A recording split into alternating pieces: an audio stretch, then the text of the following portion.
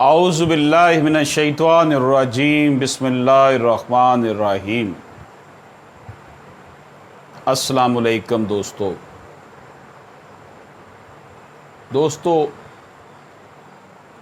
حدود اللہ کو کراس کرنا گویا کہ خود کو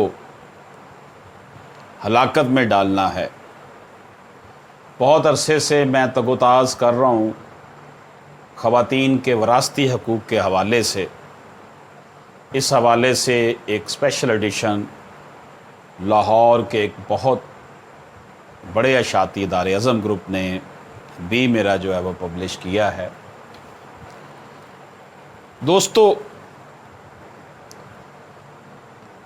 خواتین کو وراثتی حقوق سے جو محروم کیا جا رہا ہے، اس حوالے سے میری آبزرویشنز جو ہیں، میں آبزرویشنز دے رہا ہوں، ریکمنڈیشن نہیں دے رہا۔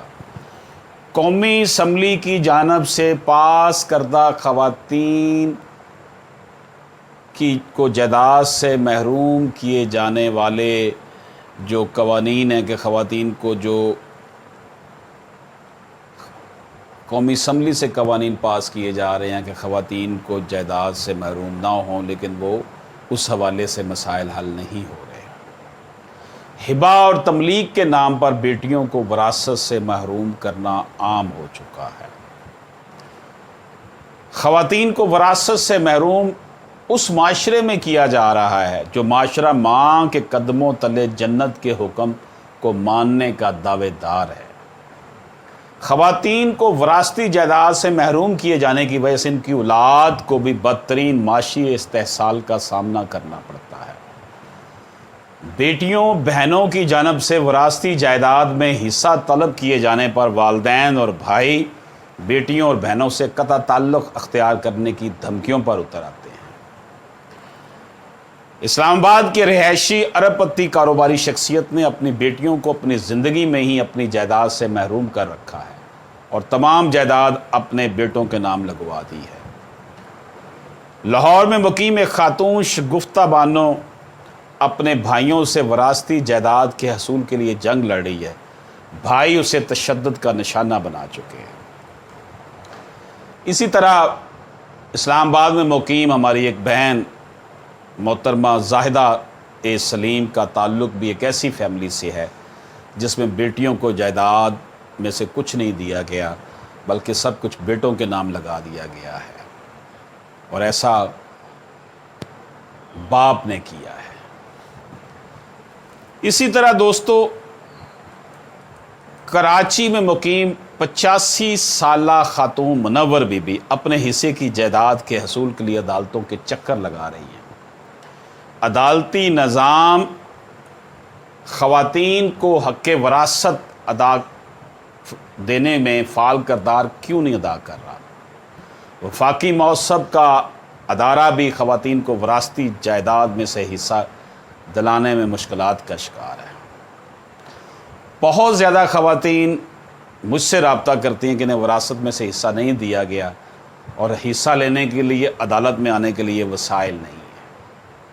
کتنا ظلم ہے کہ جس سوسائٹی میں لوگ انصاف کے حصول کے لیے آنے سے ڈرتے ہوں، جہاں پہ قبضہ گروپوں کا راج ہو، جہاں پہ شوگر مافیا حکومت کرتا ہو، جہاں پٹرول مافیا راتوں رات 70 ارب روپے کما لیتا ہو، وہاں چند مرلے زمین، وہ بھی جو اللہ نے ان کو حق دیا ہے، اس کے حصول کے لیے سالوں سال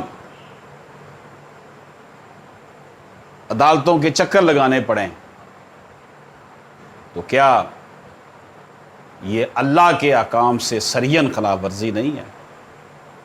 کیا نبی پاک صلی اللہ علیہ وآلہ وسلم نے جو معاشرہ ترتیب دیا تھا وہ یہ ہم اس پر عمل کر رہے ہیں؟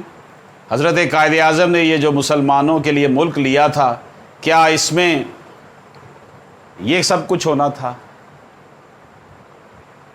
میں یقین سے کہتا ہوں کہ متحدہ ہندوستان میں بھی، انگریز دور میں بھی عدالتی نظام میں اس طرح کے حکم نہیں تھے، اتنا ڈھیلا ڈالا نظام نہیں تھا۔ دوستو، तमाम मेरे सुनने वाले, देखने वाले, मेरी आवाज़ बाख्तियार लोगों तक, कौमी असम्बली में बैठे हुए, ईवानों में बैठे हुए, इक़्तिदार में बैठे हुए लोगों के लिए है, साहिब इक़्तिदार लोगों के लिए है, साहिब वसाइल लोगों के लिए है, अशराफिया के लिए है कि खुदारा अपनी 50% पॉपुलेशन जो है हमारी ख़वातीन पर मुश्तमिल, उनको वरासती हक़ से महरूम ना किया जाए। इस वरासती हक़ से महरूम किए जाने की वजह से इनकी औलादें माशी इस्तेसाल का शिकार हो रही हैं।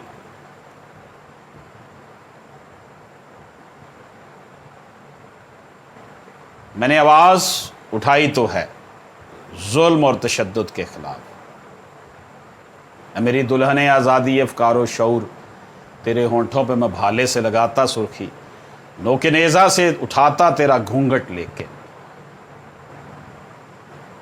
मेरे हालात ज़रा ठीक नहीं, मेरे हालात ज़रा ठीक नहीं तो फिर क्या है, हाथ उठाने की जो मुझको तौफीक नहीं तो फिर क्या है। एक दिन आएगा हालात बदल जाएंगे, जुल्म के बुत मेरे हाथों पिघल जाएंगे। मेरे रब का निज़ाम, मेरे मुस्तफ़ा करीम सल्लल्लाहु अलैहि वसल्लम का निज़ाम इस बात का मुतकाज़ी है, हमसे तकाज़ा कर रहा है हुक्मरानों कि आवाम को जीने का हक़ दो। वरासती जायदाद में के हसूल के लिए जो मुश्किलात हैं, इनका मस्बत अंदाज में अमली हल निकाला जाए। अल्लाह पाक हम सब का हामी नासिर। अल्लाह हाफ़िज़।